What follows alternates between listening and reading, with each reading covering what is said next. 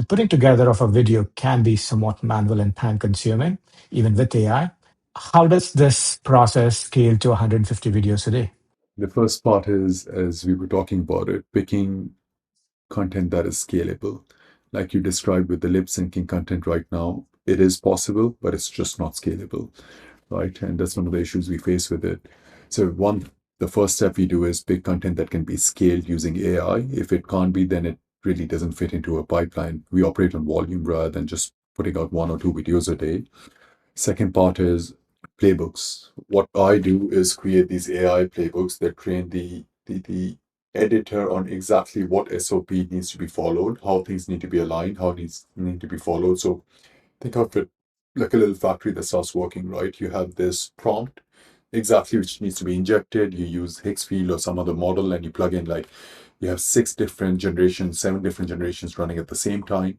Once everything is generated, then it is understood how to pass them through TikTok. Pass them to CapCut. On CapCut, as you know, the CapCut is brilliant at just swapping clips, and having the same overlay on them. So this allows us to automate a part of the process as well. And then when we're posting on TikTok, we just have multiple phones lined up. We have a system set up in which we push it to either Google Chat or Slack lined up on each of the phones, which receives all the files from the phone. That sounds like a very detailed and sophisticated system. What was the path to getting to 150 posts a day? You started talking about your early days. When were you like, okay, this is actually working? I need to scale. What were the other building blocks that needed to be in place for that? One thing we realized is this kept building on top of each other as we were moving through, right?